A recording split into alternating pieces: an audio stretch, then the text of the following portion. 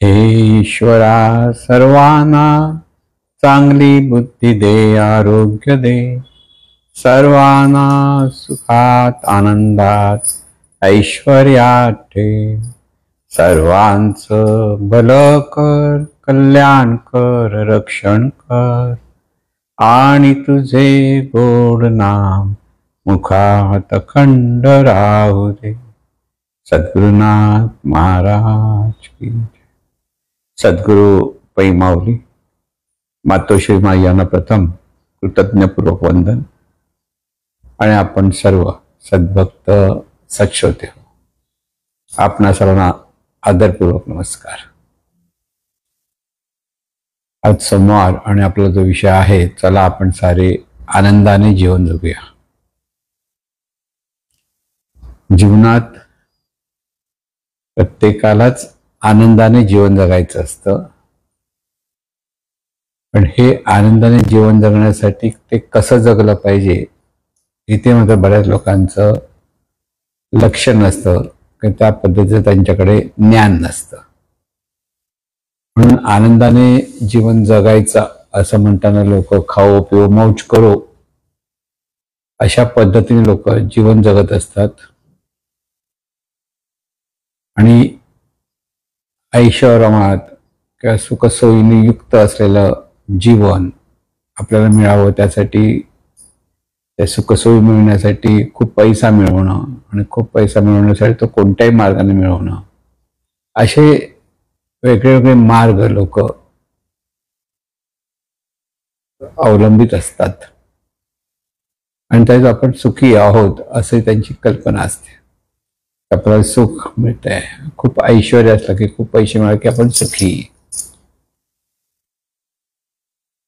म्हणजे आज जर सर्वजण आपण पाहतो, जो आज समाज आहे तिथे प्रत्येक जण पैसा खूप मिळवण्यासाठी प्रयत्न करत असतो.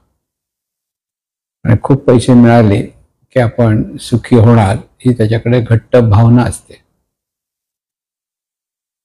आणि त्यामुळे आजची जी तरुण मंडळी आहेत, आपण म्हणतो ही तरुण मंडळी जी चांगलं शिक्षण घेत आहेत, चांगलं शिक्षण करून अधिक आपली प्रगती साधण्याचा ते प्रयत्न करत असतात. पण प्रगती म्हणजे त्यांचं असं मत असतं की प्रगती म्हणजे खूप पैसा मिळवणं ही प्रगतीचं लक्षण, असं एक त्यांचं. आजच्या जीवनाचा हा मूलमंत्रच आहे, खूप पैसे मिळाले पाहिजेत. मग ते कसेही मिळणार का, असा एक भाग येतो. काही लोक कष्ट करून पैसे मिळतात, तो चांगला मार्ग. पण कसाही कोणत्याही मार्गाने पैसा मिळवणं, आणि हा पैसा मिळवताना सत्य असत्याची चाड नसणं, आणि त्यामुळे मानवी जीवन दूषित होऊन जातं. लक्षात ठेवा की एखादा माणूस पैसा मिळवण्यासाठी दुसऱ्यांना लुबाडतो, दुसऱ्यांना फसवतो, स्वतःचा पैसा आपल्याकडे असा आणण्यासाठी दुसऱ्यांना चुकीचे सल्ले देतो, असं जे आपण पाहतो आहोत. आणि त्याला काही म्हणतात तो हुशार आहे, धूर्त आहे. जो लोकांना फसवतो तो हुशार असतो असं वाटतं. धूर्त म्हणतो आपण. म्हणजे खरं म्हणजे धूर्त म्हणजे दुसऱ्यांना फसवणारा. दुसऱ्यांना कोण फसवू शकतो? जो हुशार आहे तो फसवू शकतो. धूर्त असं जेव्हा म्हणतो, त्या धूर्तपणामध्ये लोकांना फसवणारा, आपल्या हुशारीने लोकांना फसवणारा जो असतो त्याला धूर्त म्हणतात. आणि अशी ही धूर्त मंडळी जी आहेत आज समाजामध्ये, ती लोकांना फसवतात पैशाच्या मागे. आपण पाहतो की काही लोक डबल पैसे देतो म्हणून सांगणारे लोक आहेत की तुम्ही आज मला 100 रुपये द्या, तुम्हाला महिन्याभरात मी 200 रुपये देणार. पहिल्यांदा 100चे 200 करून देतात सुद्धा, मुद्दा विश्वास बसला. मग लोक मग तेव्हा 100चे 200 म्हटलं की मग आपल्याकडचे 1-2 महिने मिळतात असं वाटल्यानंतर आपल्याकडचे सगळं डबल जे आहे साठवलेलं ते डबल करण्याच्या मागे ते तसे देतात. आणि मग हा जो डबल करून देणारा माणूस असतो तो कुठे गुल होतो तो कळतच नाही. सगळ्यांकडनं पैसा गोळा करतो आणि फसतो. अगदी वर्तमानात आलेले तुम्ही हे सगळे नमुने जर बघितलेत की एकच प्लॉट दाखवला जातो आणि एका प्लॉटवर तो अनेक लोकांना विकला जातो. तुम्ही घर बांधण्यासाठी आपण लोकांनी नाव नोंदणी करा, हे करा, ते करा, आणि अनेक लोक त्यामध्ये पैसे अडवून मग कोट्यावधी पैसे मिळवले की ही व्यक्ती फरार होऊन जाते. मग त्याला शोधत बसावं लागतं. अगदी लहान म्हणजे अगदी आपण म्हणतो अगदी छोट्या गोष्टीपासून मोठ्या अगदी भागापर्यंत ही फसवणुकीचे प्रकार आपण आता पाहतो. आता अगदी मोठा प्रकार म्हणजे मलया एवढा मोठा किंगफिशर म्हणून जे त्यांचं बिझनेस होता, त्याचा ते अगदी एरोप्लेनचा बिझनेस होता, बिअरचा निर्मितीचा होता. त्याने करोड अब्ज रुपये बँकेकडनं लोन म्हणून घेतला आणि शेवटी पळून गेला, भारताच्या बाहेर गेला. अजूनही त्याला भारतात आणता येत नाही.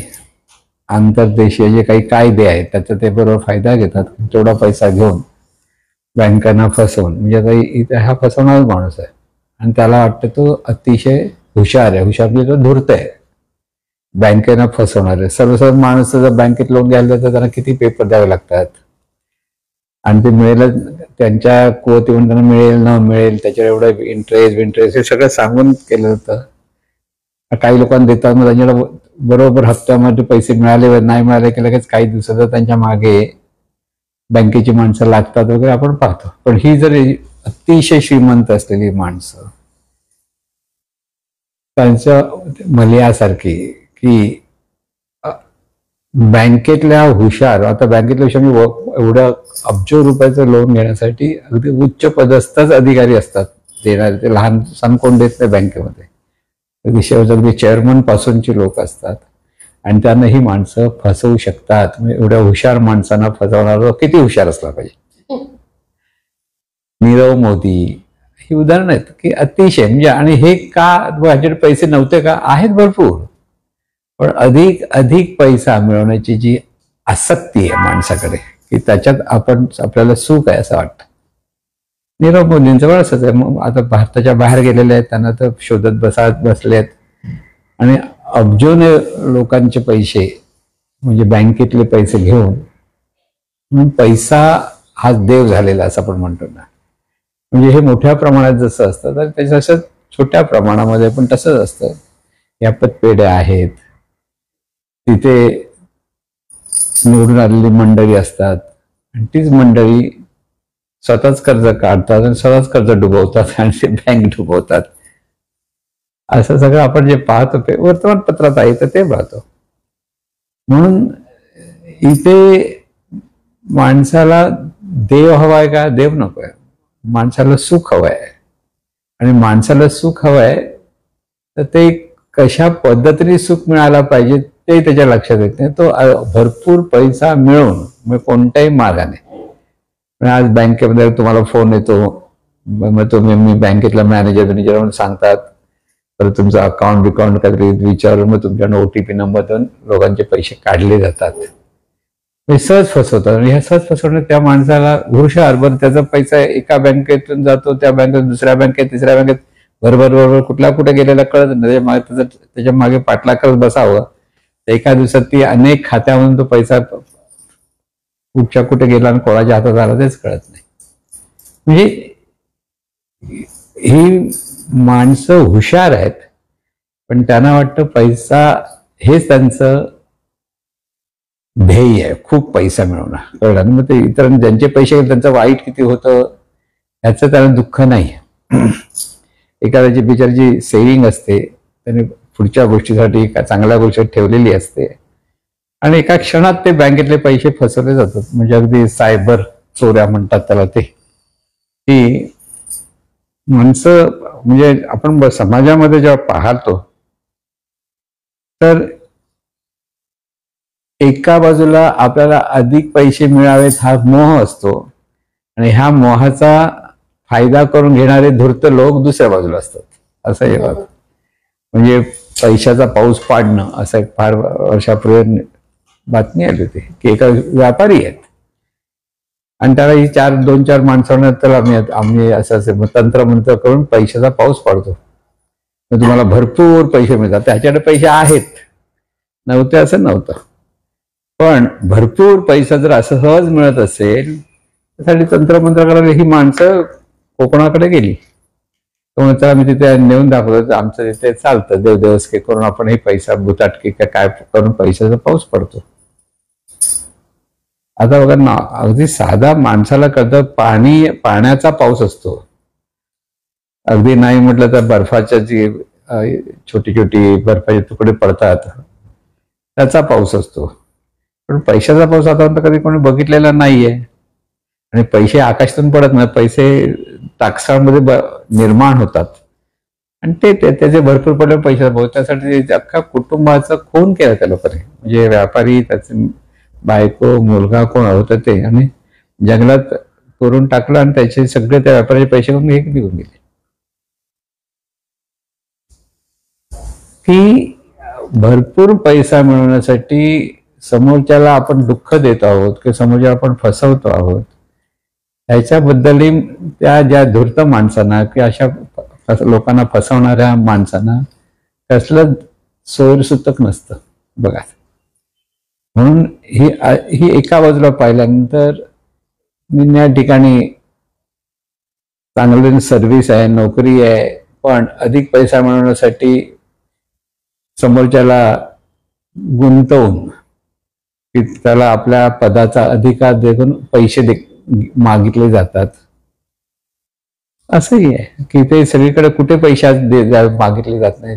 कुठेही जा, तुम्हाला तुमचं लवकर काम हवं असेल तर जो अडलेला सोडला अडला हरी गाढवाचे पाय धरी अशी म्हण आहे. ज्याला सरकारी दरबारामध्ये जाऊन लगेच काम व्हावं असं वाटतं की लवकर वेळ होऊ नये म्हणून नियमाप्रमाणे त्याला ते काम होणारच असतं, पण ते काम तुझं एवढ्यात होणार नाही, उशीर होणार की त्यासाठी उशीर व्हायला लागतो. त्यामुळे लवकर कर एखादा माणूस अडतो आणि त्यातून तो त्याचे स्वतःला आणखीन पैसे देऊन, म्हणजे इथे असेही पैसे मिळवणारे लोक आहेत. म्हणजे गरिबीमुळे लोक एकमेकाला फसवतात असं नव्हे, लक्षात घ्या. उलट अधिक पैसा हवा ह्या आसक्तीतून माणसं दुसऱ्यांना फसवण्याचा अगदी निर्णय युक्त्या वापरतात. एक साधी युक्ती नसते. हुशार माणसं, म्हणजे माणूस हुशार, पण त्याचा हुशारीचा उपयोग कशासाठी करतोय? वाम मार्गाने पैसा मिळवण्याचा अनेक युक्त्या निर्माण करतात की लोकांना फसवतात, असं जे आपण समाजामध्ये पाहतो. आणि त्यामुळे पैसा हाच देव आहे असं झालं. आणि पैसा मिळाला की आपण खूप सुखी होणार ही एक मनामध्ये दृढ संकल्पना आहे. कारण पैसा मिळाला तर सगळ्या सोयी मिळतात. ज्याला माणूस सुख म्हणतो त्याला पैशाने काय मिळतं? सोयी मिळतात. लक्षात, म्हणजे मोबाईल हवा, ही मोबाईल ही आपली सोय आहे, किंवा मोठा टीव्ही असणं, की मोठं घर असणं, ह्या सोयी आहेत. आपल्याला घर मिळणं की ह्या सगळ्या सोयी पैशाने मिळतात. ज्याच्याकडे तेवढा पैसा असेल तर त्याप्रमाणे त्याला हवं ते घेता येतं, गाड्या घेता येतात, सगळं घेता येतात. इथे श्रीमंतीचा जो थाट दाखवण्याची सुद्धा काही लोकांना एवढी हौस असते की माणसं घरात असतील 4 पण त्याच्याकडे गाड्या असतात 20. मोठी श्रीमंती माणसं, श्रीमंताची. म्हणजे तो 4 गाड्याने चौघांना 4 गाड्या घेतल्या तरी एक वेळ आपण मान्य करू शकतो, पण ती दुसरी आणखी ह्या मॉडेलची गाडी, ते गाडी, ती गाडी, अशी करून 20-25 गाड्या घेऊन आपल्या श्रीमंतीचा मोठेपण दाखवण्याची काही लोकांना हौस असते. म्हणून हे सगळं जर आपण पाहिलं तर पैसा मिळवण्यासाठी माणसं असं का वागतात? कारण त्यांना वाटतं पैसा मिळवल्याने आपण सुखी होऊ, हे महत्वाचं. पण खूप पैसा मिळाला आणि जर तो माणूस आजारी पडला, मोठा आजार झाला,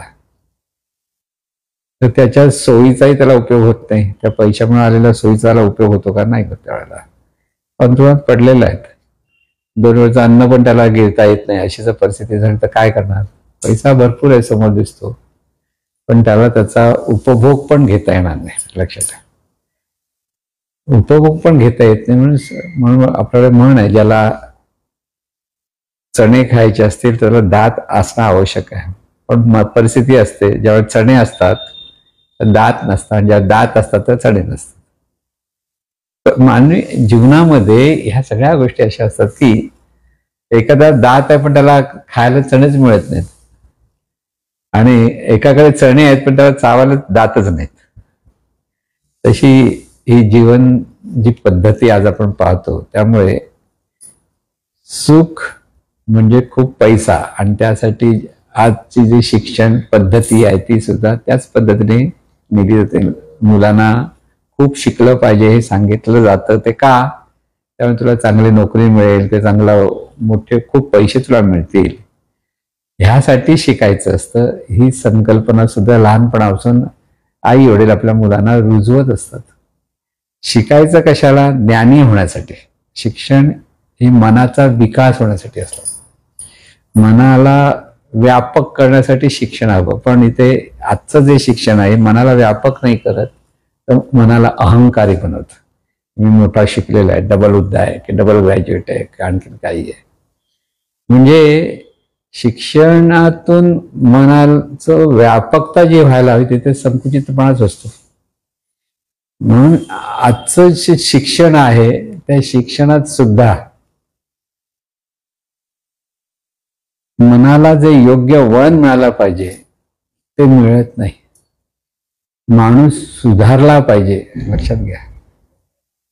आपल्याला नेमकं चांगलं माणूस बनायला हवं, यासाठी शिक्षण आहे. शिक्षण जो भाग आहे, शिक्षण म्हणा की चांगले मार्गदर्शन कशासाठी हवं, की माणूस समाजप्रिय प्राणी असल्यामुळे समाजात राहून एकमेकाला सुख देण्याचं त्याची भावना असली पाहिजे. आपल्यामुळे 10 लोकांना जर मदत होत असेल तर त्याला आपल्याला आनंद असला त्यात, की आपल्यामुळे हा आनंद सुख हे जे आपण देण्याचा प्रयत्न करत असतो त्यावेळेला मनाची व्यापकता वाढत असते. म्हणून सुख हे मिळवण्यात नाही तर सुख हे देण्यात आहे, असं सद्गुरू वामनराव पै म्हणायचे. की सुख सुख म्हणजे काय? द्यायला लागलास तर सुख तुझ्या मागे यायला लागतं. म्हणजे देता आलं पाहिजे. देता कसं आलं पाहिजे? चांगले विचार देता आले पाहिजे, चांगलं बोलणं देता आलं पाहिजे, चांगलं वागणं देता आलं पाहिजे. हे देणं म्हणजे पैसे देणं म्हणजे असं नाही. ज्यावेळेला आवश्यक आहे, एखाद्याला पैशाची आवश्यकता जी आपल्याकडे असेल तर ती देता आली, पण ती पण किती देता आली पाहिजे, इथे महत्वाचा मुद्दा लक्षात ठेवता आला पाहिजे. की द्यायचं किती हे ज्याला कळलं तो, ज्याला कळत नाही तो दुःखी होतो. परत लक्षात ठेवा, देणं आजच्या काळामध्ये आदर्शवाद म्हणाल तर कर्ण हा आदर्शवादी दाता होता, दान देणारा, अतिशय दानशूर. दानशूर म्हणजे कर्णासारखा दानशूर पाहिजे असं म्हटलं ना. एका लेवलला, एका पातळीवर ते अगदी बरोबर आहे. पण दानशूरपणा कुठपर्यंत असला पाहिजे? स्वतः सुखी होऊन इतरांना सुखी करण्याचा प्रयत्न. स्वतः सुखी असलं पाहिजे.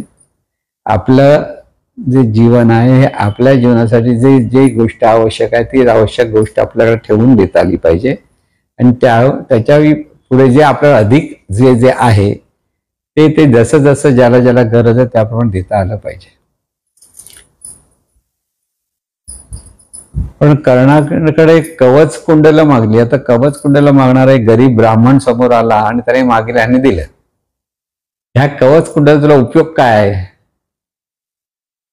आता कवच कुंडली म्हणजे सोन्यासारखी चमळ, म्हणजे सोनं नव्हती ती, त्या चांबडीचाच एक भाग होता. त्याला जन्मताच ती कवच कुंडल त्याच्यात होती. म्हणजे काय?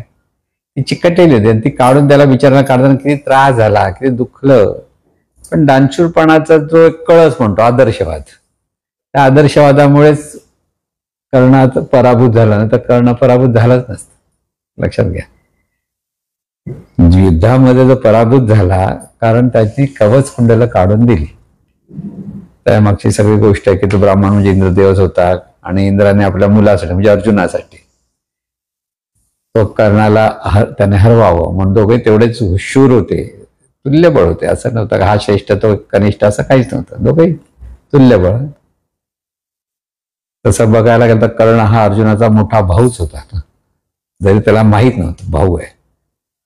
जर त्याला अर्जुन मोठा भाऊ कळला असता तर त्याचे रोज पाय धुवून पाणी प्यायला असतं, कारण त्यावेळी तशी पद्धत होती. मोठा भाऊ हा सगळ्यात जो ते सांगेल त्या पण त्याने वागायचं, असा भाग होता. म्हणून इथे दानशूरपणाचं आदर्श म्हटलं तर कर्ण, पण एवढा आदर्शावत दानशूरपणा असणं हे त्याच्या जीवनासाठी दुःखदायकच झालं. त्याच्या जीवनासाठी उपयोगी पडलं नाही, कळलं ना.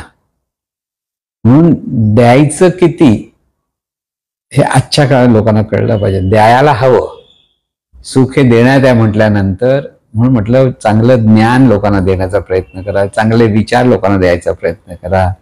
ते कमी होत नाही, ते देण्याने वाढत जातात. पण आपल्याकडे किती पैसे आहेत, आपला संसार व्यवस्थित चालण्यासाठी किती पैसे आहेत ते तर प्रत्येकाने जपलं पाहिजे, सांभाळलं पाहिजे. म्हणून स्वतः सुख व्हायचं म्हणजे ह्यासाठी आपल्याला तेवढं हुशार व्हायला पाहिजे की आपलं उद्या आता कसं जीवन जगायचं, किंवा उद्या आपल्याला कुठे जाऊन जेवायला पाहिजे असा विचार जर येत असेल तर तो माणूस सुखी होऊ शकत नाही. उद्या आपल्याला उपाशीच राहावं लागेल असं ज्याला वाटतं तो कसा असेल, तो बेचैन होणार, तो दुःखी होणार आजच्या काळासाठी. आणि म्हणून इथे देण्याला कुठेतरी मर्यादा असली पाहिजे, हे लक्षात घ्या. नियम जे जे काही आहे ते नियमानुसार आपल्याला कृती करता आली तर आपल्याला सुखाने जीवन जगता येतं, लक्षात ठेवा. म्हणून एक म्हण पण आहे, कोणाला तरी पाव देण्यापेक्षा त्याला पाव बनवायचा कसं शिकवलं तर ते अधिक पुण्यप्रद असतं. दान देणार म्हणून एकदा पाव देईल, दोनदा देईल, रोज देईल का, देऊ शकेल का, तसं नाही आहे. पण दान देणाऱ्याने त्याला तू पाव असा बनव आणि अशा बनवण्याने तुला तर त्याचा अधिक फायदा होईल, तर तो माणूस अधिक हुशार होईल. पण तो स्वतःचा पाव स्वतः बनवायला लागला तर, म्हणून स्वतःचा पाव आपण म्हणजे स्वतःच्या गोष्टी आपण आपल्यासाठी उपयुक्त असलेल्या गोष्टी आपणच त्या निर्माण केल्या आहेत की त्या आपल्याकडे साठवून ठेवल्या पाहिजेत. हा त्याच्या मागचा हेतू आहे, लक्षात घ्यायचं. म्हणून पैसा म्हणजे सुख नाही, पण पैशाची आसक्तीच माणसाला संकटात अडकवते. आज आपण म्हणतो भ्रष्टाचाराच्या नावाखाली लोक कोर्ट कचेऱ्या चाललेल्या आहेत, कितीतरी कोर्ट कचेऱ्या चालल्या आहेत. आणि ह्या कोर्ट कचेऱ्यामध्ये परत न्याय मिळाला, पण तिथेही नियम बघायला गेलं तर नियम तुटलाच जातो. कारण एखादा कोर्ट कचेरीचा नियम लागायला 20-20 वर्ष लागतात, 15-15 वर्ष लागतात. त्यावेळेला एखादा 30 वर्षाचा माणूस असतो आणि त्याला 20 वर्षानंतर न्याय मिळत असेल तर तो 50ला गेलेला असतो किंवा तो 60ला गेलेला असतो, आणि त्याला काय ते जेवढा जसा पाहिजे उपयोग व्हायला होता त्याला उपयोग पण होत नाही. म्हणून न्याय हा वेळेत मिळाला तर तो न्याय, आणि तो वेळेच्या मर्यादा पार करून अनेक वर्षांना 40 वर्षांत 50 वर्षांत एखाद्या माणसाला न्याय मिळतो म्हणतो, तो न्याय नसतो, तो अन्यायच असतो, कळलं ना. म्हणून ह्या सगळ्या गोष्टी जीवनाकडे जर आपण पाहिल्या तर जग हे द्वंद्वात्मक आहे, लक्षात ठेवा. जिथे चांगलं चांगलं मिळतं तिथेच त्या चांगल्याला विरोधात असलेल्या अनेक गोष्टी तेच असतात. त्याची निवड आपल्याला करता आली पाहिजे. म्हणून शहाणपण जे नेहमी लक्षात, शहाणपण हे सुखी होण्याचा मार्ग आहे. शहाणपण म्हणजे योग्य काय आणि अयोग्य काय, निसर्ग नियमानुसार योग्य काय आणि निसर्ग नियमानुसार अयोग्य काय, या दोन्ही गोष्टी माणसाला कळल्या पाहिजे. आणि त्या शहाणपणातून जर आपण जीवन जगायला लागलो तर मनाचं स्वास्थ्य आपल्याला मिळतं, लक्षात घ्या. शहाणपणाने कदाचित सोयी मिळणार नाहीत, सुख सोयी म्हणतो ते कदाचित मिळणार नाही, पण शहाणपणाने मनाचं स्वास्थ्य मिळतं. म्हणून सुख सोयी म्हणजे सुख नव्हे, तर जिथे मन स्वस्थ राहतं तिथे तिथे सुख असतं. तिथे मन बघा, मन आपला कम्फर्ट झोन असं आपण म्हणतो ना, की जिथे मनाला शांतता असते, की मन सहजपणे समाधान असतं, तर तो असतो तो कम्फर्ट झोन असतो. आपण म्हणतो कम्फर्ट झोनमध्ये माणसाला आवडतं कारण आहेत, आणि तिथे मनाचं स्वास्थ्य असतं, मन स्वस्थ असतं. आणि जिथे मन स्वस्थ असतं तिथे सुख आहे, असा एक मार्ग. म्हणजे आता मन स्वस्थ असायला काय केलं पाहिजे, इथे परत लक्ष, मन स्वस्थ होण्यासाठी सत्कर्म व्हायला हवे, सद्भावना असायला पाहिजे, सदाचार असायला हवा. लक्षात घ्या. म्हणजे बोलणं, विचार किंवा बोलणं किंवा आचरण हे शुभ असलं पाहिजे. आणि हे शुभ असेल, आणि शुभ असताना परत इथे शहाणपण पण असलं पाहिजे. दोन गोष्टी, नुसतं शुभ नाही, त्याच्याबरोबर शहाणपण असलं. योग्य काय अयोग्य काय हे तिथे त्या व्यक्तीला कळलं पाहिजे. तर पण शुभ आपण नुसतं शुभ बोलतो, पण समोरच्या माणसाला त्याचा काही त्याच्यावर परिणाम होत नसेल, काही लोकांवर होतो, काही लोकांवर होत नाही, तर तिथे शहाणपण असायला हवं. म्हणून शहाणपण हा सर्वात मोठा सद्गुण म्हणायला हवा. ज्याच्याकडे जरा आचरण चांगलं ठेवण्यासाठी त्याला शहाणपण म्हणजे परत लक्ष. शहाणपण काय, निसर्ग नियम लक्षात ठेवून जीवन जगणं आणि चांगला परिणाम मिळवणं, कर्माचा चांगला परिणाम मिळवणं, याला शहाणपण म्हणतात. अगदी जीवनविद्येचं ते अगदी घोषच आहे, जे सुख किंवा दुःख आपण इतरांना देतो ते सुख दुःख न चुकता बुमरँग होऊन आपल्याकडे परत येतो. हा निसर्गाचा अटळ नियम लक्षात ठेवून जीवन जगणं शहाणपण आहे. कळलं? जीवन जगणं तिथे शहाण, की जे सुख आपण इतरांना देऊ ते सुख परत आपल्याकडे येणार आहे, हा नियम आहे. आणि जी दुःख आपण इतरांना देतो ती दुःख परत आपल्याकडे येणार आहे. म्हणून ही जी फसवणारी माणसं जी आपण म्हणतो, मग हे सांगितलं फसवण्याच्या नावाने, ती कधी सुखी होऊ शकत नाही. त्यावेळेपर्यंत त्यांना वाटतं आपण सुखी आहोत, पण नंतर निसर्ग नियमाचा जो उलट प्रवाह त्यांच्या जीवनात यायला लागतो, तर त्यांना ह्या सगळ्या मिळालेल्या सोयी, त्याच्यावर वाटत असलेलं सुख हे काही उरत नाही. म्हणजे हे आपण कुठे बघायला जातोय, काही लोकांना कोणी बघितलंय हो, पण हा नियम आहे. ह्या नियम लक्षात ठेवणं लक्षात ठेवायचं आहे. आपण करत असलेली कृती बुमरँग होऊन आपल्याकडे परत येते, म्हणजे परिणाम द्यायला ती कारणीभूत ठरते.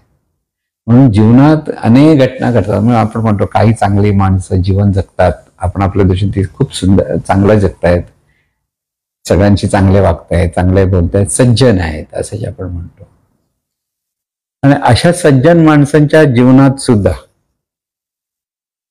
अनिष्ट परिणाम आपण पाहतो, दुःखदायक घटना पाहतो. आणि मग त्याबद्दल लोक प्रश्न विचारतात, हे असं कसं, हे माणूस एवढं चांगलं कर्म येते, कुठे त्याचं पुण्य गेलं, असा प्रश्न बरेच लोक विचारतात. त्याला साधं सोपं, परिणाम तिथे कारण हे आहेच. आता कारण आपल्याला माहित नाही आणि ते शोधलंच पाहिजे असं काही नाही. परिणाम चांगला आहे तर त्या व्यक्तीचं जीवन जगण्याची पद्धत चांगली असली पाहिजे, हे पहिलं लक्षात. पण जीवन जगत असताना काही ठिकाणी चांगले परिणाम मिळत असतात, तर काही ठिकाणी उलटे परिणाम मिळतात, असे होतं. आता हे चांगला आणि वाईट परिणाम मिळतात, त्याला कारण काय, प्रत्येक वेळा माणसाचं ते कर्मच त्याला कारणीभूत ठरतं.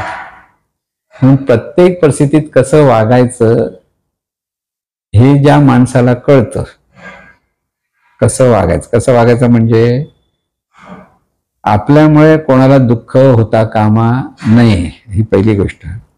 असं मनामध्ये ज्याच्या भावना असेल आणि त्या भावनेतून त्याचं सगळं बोलणं असेल आणि त्याच्यातून त्याचं सगळं जर आचरण असेल, तर तो सावध होऊन शहाणपणाने जीवन जगतो असं म्हटलं पाहिजे. लक्षात घ्या. म्हणून सावध असलं पाहिजे आणि शहाणपण असलं पाहिजे, दोन्ही गोष्टी माणसाकडे असतात. सावध का, कारण सावधपणा हा आपल्याला सतत शहाणपणाने जीवन जगायला शिकवतो. सावध, जिथे माणूस बेसावध असतो तेव्हा अंतर्मनामध्ये सहज जी भावना निर्माण होते, त्या भावनेतून तो वेडवाकडं वागतो. आणि त्या वेडवाकडं वागण्यात ती प्रतिक्रिया असल्यामुळे त्याच्या जीवनात परत त्याला दुःख निर्माण होतं, लक्षात ठेवा. म्हणून आपण जेव्हा कुटुंबामध्ये, समाजामध्ये जेव्हा एकत्र असतो, एकत्र, म्हणून म्हटलं जग सुखी व्हायचं याचा अर्थ काय, जग सुखी झालं पाहिजे, किंवा ह्या जगातला प्रत्येक माणूस सुखी झाला पाहिजे ही सद्भावना आहे आपली. आणि त्या सद्भावनेतून सगळं जग सुखी होईल का, हा दुसरा प्रश्न डोक्यात घ्या. कारण कर्म सिद्धांत देतो की प्रत्येकाला त्याच्या कर्मातून सुखदुःखाचे परिणाम मिळत असतात, लक्षात ठेवा. भोग त्याच्या वाट्याला जे येतात ते त्याच्या कर्मातून येतात. मग जर असं असेल तर मग आपण सगळे सुखी व्हावेत ही भावना कशाला असली पाहिजे, असा उलटा प्रश्न आहे लोकांच्या. सर्व सुखी असावेत की सर्व समाज सुखी असावा की सर्व जग सुखी व्हावं, ही सद्भावना ज्याच्या अंतःकरणामध्ये असतं त्याचं अंतःकरण शुद्ध होत जातं, लक्षात घ्या. शुद्धीकरण हे सर्वांबद्दल असलेल्या सद्भावनेतून निर्माण होतं. फक्त मीच सुखी होणार, मलाच सगळं मिळालं पाहिजे, मला सगळं मानपान मिळालं पाहिजे, लोकांनी माझंच कौतुक केलं पाहिजे, त्यासाठी माणसं वेगवेगळ्या पद्धतीने वागण्याचा प्रयत्न करतात, लक्षात घ्या. ते दाखवण्याचा प्रयत्न करतात, तिथे ती सद्भावना नसते. जेव्हा खरोखर मनापासून लोक सुखी व्हावेत ही इच्छा आपल्या मनामध्ये असते, ही भावना जेव्हा आपल्या मनामध्ये असते तर ती सद्भावना मनाला शुद्ध करते. मनाचा अहंकार, मनामध्ये असलेलं अनिष्ट चिंतन किंवा अनिष्ट विकार हे सगळे या सद्भावनेतून दूर व्हायला लागतात. जितकं मन शुद्ध होतं, निर्मळ होतं, तेव्हा तिथे समाधानी वृत्ती निर्माण होते, शांती निर्माण होते, लक्षात घ्या. जिथे सद्भावना असते तिथे शांती असते, जिथे सद्भावना असते तिथे तृप्ती असते, जिथे सद्भावना असते तिथे समाधान असतं. आणि हेच खरं सुख असतं. सुख हे देण्यात आहे म्हटल्यामुळे आपण इतरांना मनापासून त्यांच्या गरजेच्या वेळी, लक्षात घ्या, महत्वाचं आहे, जिथे गरज आहे तिथे मदत करा, जिथे गरज नाही तिथे मदत करायला गेलं तर ते व्यर्थ आहे. एखादा माणूस भरपूर पोटभर जेवला आणि परत त्याला जेवायला घालतो आपण, नाही रे आलाच जेवूनच जा, जेव्हा पोट भरलं, नाही जेवत जा, आम्हाला पुण्य मिळेल ना तुला जेवायला घातलं तर, आजला पुण्य घातला, हा मनातल्या मनात जबरदस्ती कसा जेवायचा याचा प्रश्न पडलेला असतो. पण जिथे गरज आहे, भुकेल्याला अन्न दिलं त्याची गरज होती आणि ती गरज तुम्ही पूर्ण केली तर त्या माणसाकडनं तुम्हाला आशीर्वाद जे मिळतात, कारण सद्भावनेचा परिणाम आशीर्वाद मिळत असतात. आणि ते जर आपण चुकीचं जर वागत असू तर तिथून आपल्याला शापच मिळतात. तुम्ही जाऊन समजा एखाद्या घरी जेवण आणि तिकडच्या घरची मंडळी अगदी आग्रहाने जेवण वाढतात, आग्रहाने, इतका आग्रह, नको म्हटलं तरी ताटात घे, अजून अजून घे, अजून घे. मग हा जो जेवणारा माणूस तो मनात उतरल्यानंतर म्हणा परत बाबा यांच्याकडे जेवायला यायला नको. आता हा विचार बघा. आता इथे म्हणाला अरे आम्ही इतकं याला चांगला आग्रहाने जेवायला वाढतोय, आग्रहाने म्हणतोय जेव जेव जेव, हा म्हणाले नको, बस झालं, तृप्त, बस झालं. खरोखर एक मर्यादा संपली असते जेवायची. पण आग्रहाने दिला म्हणजे आपण खूप मोठं काही त्या करण्यासारखे दानशूर झालो असं लोकांना वाटत असतं. तेही तितकंसं योग्य नसतं. गरजवंताला मदत करा, जिथे गरज आहे तिथे मदत करा, जिथे गरज नाही तिथे मदत करायला जायचं नाही. तिथे पुण्य वगैरे काही मिळत नाही. जिथे गरज आहे तिथे मदत केली तर पुण्य, लक्षात ठेवा. कर्णाने ती कवच कुंडल दिली इंद्राला, तर इंद्राला काही गरज होती का, नव्हती. म्हणून गरज नव्हती दिलं, त्याचं काही त्याला पुण्य मिळालं नाही. परत लक्षात ठेवा, जिथे गरज आहेत, लोक जे गरजू माणसं जेव्हा मागायला येतात आणि जर तुम्हाला खरोखर देता येत असेल तर द्यावं. तुम्हाला देता येत नसेल तर तुम्हाला त्याचं भलं व्हावं एवढं तरी म्हणता आलं पाहिजे. बघा, विचार करा, लक्षात, की त्याला योग्य तो अमुक एक ठिकाणी जातील तिथे मदत मिळेल सांगायला काही हरकत नसते. काही संस्था आहेत, काही कुठे मदत करतात की ज्यावेळेला काही माणसं आजारी असतात घरची, आणि खूप हॉस्पिटल म्हणजे आजकाल काही छोटी गोष्ट नाहीये. हॉस्पिटलमध्ये गेलं की लाखामध्येच बिलं बनतात. आणि ती दिवसागणिक एवढी वाढत असतात, पण आता तिथे शहाणपण माणसाला नसतं, खोटी आशा भरपूर असते, त्यात कोणी आणखी माणसं भावनेतून सांगत असतात आणि इतका खर्च होतो की ते कर्जच वाढत जातं. आता हे असं ज्यावेळेला होतं तिथे शहाणपण नसतं, लक्षात ठेवा. इथे ज्यांच्याकडे पैसे आहेत त्यांनी प्रायव्हेट हॉस्पिटलमध्ये जाणं बरोबर, ज्यांच्याकडे लाखांनी पैसे, भरपूर पैसे म्हणजे लाखांनी ठेवलेलेच आहेत, किंवा आपण आजकाल मेडिक्लेम म्हणतो ते भरपूर आहे, 1 कोटी रुपयाचं मेडिक्लेम आहे. अशा माणसांना प्रायव्हेट हॉस्पिटलमध्ये जायला काही हरकत नाही. पण गव्हर्नमेंट हॉस्पिटल म्हणजे अगदी वाईट आहेत अशी भावना बऱ्याच लोकांची आहेत, कारण गव्हर्नमेंट हॉस्पिटल सगळी चांगलीच आहेत. ह्या प्रायव्हेट हॉस्पिटल सारखं चकाचकपणा नसेल तिथे, कारण ते एवढी माणसं येतात, एवढ्या लोकांचं त्यांना सेवा करावी लागते तिथल्या लोकांना, की तिथे तुम्हाला असं पैसे, आणि तिथे पैसे नसतात तेवढे, काही घेतले जात नाही, फार थोडे, पण उपचार तेच होत असतात. पण बऱ्याच लोकांना ते कळत नाही, त्यांना वाटतं की इथे बघितलं जात नाही, हे करत नाही, असं करूनच लोक नाक मुरडत असतात. पण आपल्याला जर खरोखर काही गोष्टी आवश्यक आहेत आणि अनावश्यक आहेत त्या कळल्या पाहिजेत. आजारपण बरं होणं ही महत्वाची गोष्ट असते. चकाचक किंवा एकदम पॉश सगळं ते वातावरण असलं पाहिजे असं जे काही लोकांची भावना असते, त्यामुळे तिथे जातात आणि मग काही काळानंतर यांचे सगळे पैसे संपून गेल्याचं, उलट लोकांकडनं कर्ज घेऊन भरावं लागतं, असं तिथे बऱ्याच गोष्टी असतात की. आणि तिथले डॉक्टर्स सुद्धा समोरच्या माणसाची कुवत संपली की न संपली न बघता त्याच्याकडनं जेवढी म्हणून फी घेतली जाते ती घेतली जाते हॉस्पिटल्समध्ये, म्हणतो मी. पण दिवसाचा 40,000 50,000 खर्च असतो, तो माणूस, सर्वसाधारण माणूस कुठून आणणार हो पैसे एवढे. म्हणून शहाणपण काय, गव्हर्नमेंट हॉस्पिटल्समध्ये जाणं हे शहाणपण असतं की छोटं मोठं आजार असेल तर थोड्या खर्चात आपल्या लाखाभरात आपल्याकडे आहेत, त्याच्यामध्ये होत असेल की आपला मेडिक्लेम आहे 2-4 लाखाचा, त्याच्यात मध्ये होण्यासारखं कशाला जायला हरकत नसते. पण आपण पहिला भावनेतून नाही ना चांगल्या हॉस्पिटलमध्ये जायला पाहिजे. चांगलं हॉस्पिटल म्हणजे काय, चकाचक हॉस्पिटल, पण तिथे चकाचक पैसे पण घेतले जातात, आणि तेवढे पैसे जर आपल्याकडे नसतील तर आपली पंचायत होते, मग तिथे दुःखच निर्माण होतं. दुःख निर्माण होतं. ज्याला पैसे नसतात त्याला पैसे भरायला लागतात, तर 10 लोकांकडे तो मागणं मागत असतो, आणि त्या अनेक संस्था देतात, काही संस्था देत नाहीत. परोपकारी संस्था असतात त्या देतात, कारण तिथे त्यासाठी त्या संस्था बनलेल्या असतात की काही लोकांना गरज आहे, त्या लोकांना ते बाहेरून पैसे जमवतात आणि देतात.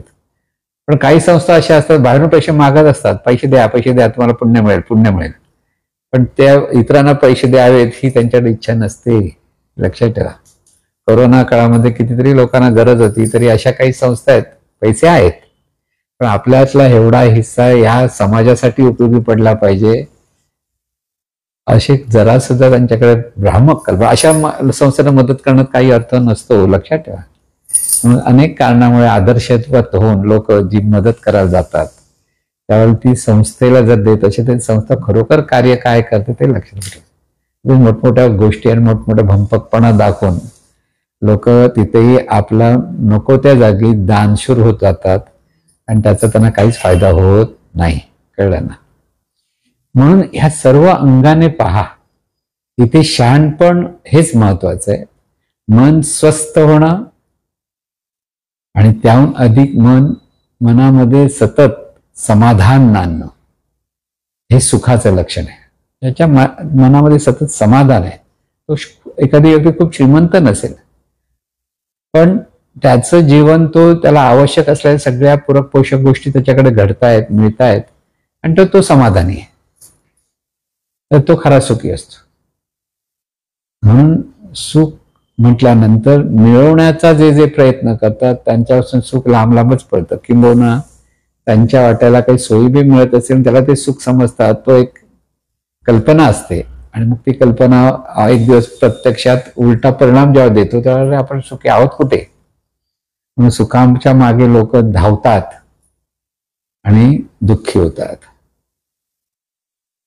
हे कधीचे गोष्ट आहे, युगानुयुग काळापासून 2500 वर्षी गौतम बुद्धांचं ज्यावेळेला कार्य सुरू झालं, जीवन सुरू होतं, त्यावेळी लोक सुख आणि दुःखाच्याच मागे धावत होते. तिथे कोणी सत्तेसाठी करतात, सत्ता मिळाली की सुखी होतील, आजही लोकांना वाटतं ना. सत्ता मिळवण्यासाठी वाटेल त्या मार्गाने समोरच्याचं नाव खराब करा, समोरच्याला कुठे खड्ड्यात घाला, समोरच्याला कैदेत टाका, कुठेही टाका, पण आपल्याला सत्ता मिळाली की आपण मोठे हुशार असं ज्याला वाटतं, आणि त्यामुळे सगळं समाज बिघडतो. इथे कोणाच्या लक्षातच येत नाही. समाज बिघडतो की ह्या समाज बिघडताना म्हणजे आपल्या हातात सत्ता मिळवण्यासाठी माणूस वाटेल ते करतो. जसं पैसा मिळून वाटेल ते करतो, तसं सत्ता मिळवण्यासाठी वाटेल ते करतो. आणि त्यामुळे सगळ्या समाजातील लोकांच्या मनोभावना अगदी दुभंगित होतात. त्यांना समाधान मिळत नाही की त्या गोष्टीकडे पाहून ते त्यांना नावं पण ठेवतात, कसे वागतात तसे वागतात, पण स्वतःही दुर्भावनेने भरून जातो आणि इतरांनी दुर्भावना भरली जाते आणि ते समाज बिघडला जातो. म्हणजे ह्या सगळ्या गोष्टी आपल्याला लक्षात की प्रत्येक गोष्टीच्या मागे आसक्ती आहे. समाधान निरासक्तीमध्ये लक्षात आहे. जे आपल्या वाट्याला आलेलं जीवन आहे त्याच्यामध्ये मनाची प्रगती झाली पाहिजे. मनाची प्रगती होता होता व्यवहाराच्या अंगाने, प्रपंचाच्या अंगाने प्रगती होत असेल चांगलीच आहे, वाईट काहीच नाही. पण त्या प्रगतीसाठी आपण वाईट मार्गाने म्हणजे लोकांना फसवून वगैरे जर ते करत असू तर त्यामुळे आपणही दुःखी होणार आणि आपल्या बरोबरची जी मंडळी ती दुःखी होणार. लक्षात ठेवा. कुटुंब म्हणतो त्या कुटुंबामध्ये प्रत्येकाचं प्रारब्ध आणि प्रत्येकाची नियती वेगळी वेगळी असते, पण प्रत्येकाच्या वाट्याला आलेल्या सुखदुःखाचा परिणाम त्या कुटुंबावर पण होत असतो. कुटुंबातल्या प्रत्येकावर एखाद्याकडे सुखसोयी भरपूर असेल तर त्या सुखसोयी त्याने मिळतात, कुटुंबातल्या प्रत्येकाला मिळतात. पण एखादा त्या कुटुंबातला माणूस काही गोष्टीमुळे आजारी पडला तर त्या कुटुंबात सगळं दुःखाचंच हे होतं ना. मोठा आजार आला तर दुःखी होतात. प्रभाव सगळे प्रत्येक जी व्यक्ती आहे कुटुंबातली त्या प्रत्येक कुटुंबाच्या व्यक्तीच्या ठिकाणी सत्कर्म, सदाचार, सद्भावना निर्माण होणं ही काळाची गरज आहे. हे सगळं सांगायचं गरज काय की प्रत्येक कुटुंबामध्ये जर एखादा दुर्भावनेने वागत असेल तर त्या दुर्भावनेचा परिणाम बाकीच्या कुटुंबातल्या मेंबर्सवर होतो. ती जरी चांगली वागणारी असतील तरी तो एखादा जो असतो त्याच्यावर जे वाईट परिणाम येतात तर तो संगतीचा परिणाम म्हणतो तसा असतो. एका कुटुंबात संगती म्हणजे संघ असतो आणि त्याच्यामध्ये एखाद्याने जर वाईट व्यवहार केल्याने त्याच्यावर काहीतरी कैदेत जाण्याचा प्रसंग जर आला तर बाकीच्या कुटुंबातल्या लोकांवर केवढा त्याचा वाईट परिणाम होतो. लोकांकडे त्यांना बघायला भीती वाटते, समाजात कसं जायचं असं वाटतं. आपण पाहतो असं सगळ्या गोष्टी. म्हणून कुटुंबातल्या प्रत्येक माणूस हा सद्भावनेने भरला गेला पाहिजे. त्यासाठी महत्वाचं आहे आपलं मन हे सद्भावनेतून प्रत्येकाचं भलं व्हावं. सद्भावना म्हणजे काय? प्रत्येकाबद्दल सद्भावना, फक्त माझंच भलं नाही, सर्वांचं भलं व्हायला पाहिजे. त्याप्रमाणे विचार पाहिजे, त्याप्रमाणे बोलणं पाहिजे, मी उच्चार पाहिजे, आणि त्याप्रमाणे आचार पाहिजे, आचरण पाहिजे. मी सद्भावना ही शांती सुख मिळवण्याचं सर्वात सोपा उपाय आहे. सद्भावनेसाठी काही पैसे खर्च करावे लागत नाही. सद्भावनेसाठी मन सद्भावनेने भरलं पाहिजे, भारलं पाहिजे. हे ज्ञान तिथे आत्मसात झालं पाहिजे, हे लक्षात ठेवा. म्हणून सुख मिळवण्यासाठी खूप काही करावं लागत नाही. तर ह्या सद्भावनेनं भारलेलं आणि भरलेलं मन समाधानी असतं. जिथे समाधानी असतं त्याचा परिणाम त्यांच्या कुटुंबातल्या सर्वांवर चांगला पडत असतो. परत एखाद्या वाईट गोष्टीचा परिणाम होतो तर दुसऱ्या चांगल्या गोष्टीचाही परिणाम होतो. म्हणून प्रत्येक जर त्या कुटुंबातल्या माणसाच्या मनामध्ये सर्व सुखी व्हावेत ही ज्या सद्भावना असते ते कुटुंब हे खऱ्या अर्थाने समाजाचं एक अलंकार असतो. तो अलंकार समाजावर अधिक चांगला प्रभाव पाडत असतो. लक्षात ठेवा. म्हणजे या सगळ्या गोष्टी सुख सुख म्हणतो आपण. मगाशी जो उल्लेख केला की गौतम बुद्धाच्या काळात, म्हणून गौतम बुद्धाने देव दाखवतो म्हटलं नाही.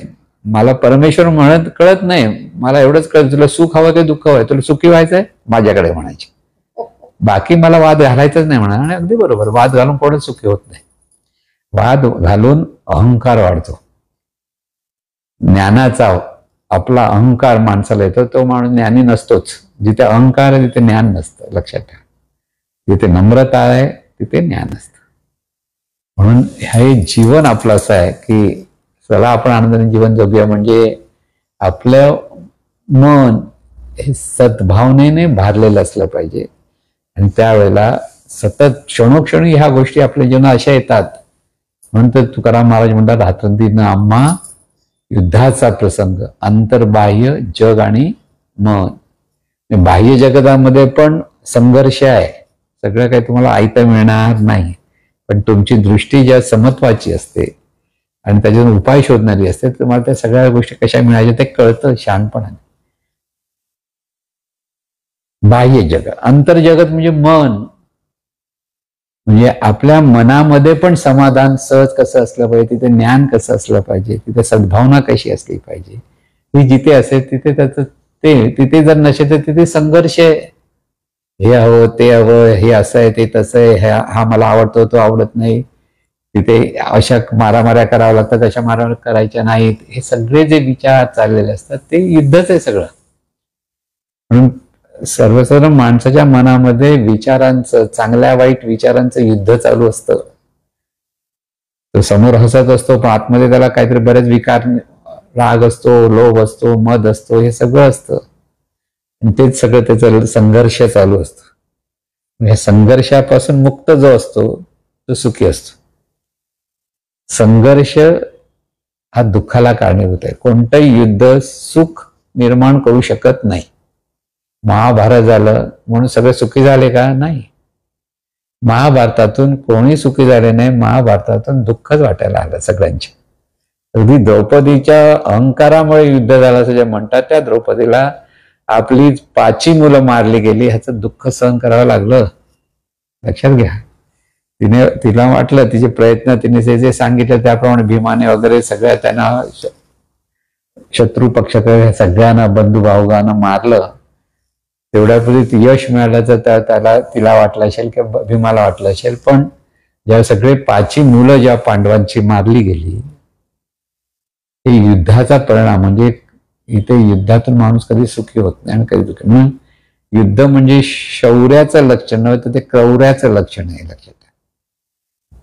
आज जगामध्ये युद्ध चालू आहे किंवा लहानसा गावांमध्ये भांडण तंट्याचं युद्ध चालू आहे, हे सगळं दुःखाचं लक्षण आहे. दुःख निर्माण होणार, सुख नाही होणार. म्हणून हा सगळा विचार प्रत्येकाच्या मनात असला पाहिजे. आपल्याला वाद नको, संवाद हवा. संघर्ष नको, शांती हवी. हे लक्षात ठेवा. बाहेरी आणि आती. तर तिथे शांती, सुख, समाधान आपल्या जीवनात सहज प्राप्त होतं. आणि त्यासाठी ज्ञानाचीच आवश्यकता आहे. हे ज्ञानच माणसाला सुख, शांती, समाधान देतं. म्हणून सर्व सुखी होत सर्वांचं भलं व्हावं अशी सद्विचारणी प्रार्थना. हे ईश्वरा, सर्वांना चांगली बुद्धी दे, आरोग्य दे. सर्वांना सुखात, आनंदात, ऐश्वर्यात ठेव. सर्वांचं भलं कर, कल्याण कर, रक्षण कर. आणि तुझे गोड नाम मुखात अखंड राहू दे. सद्गुरुनाथ महाराज की जय.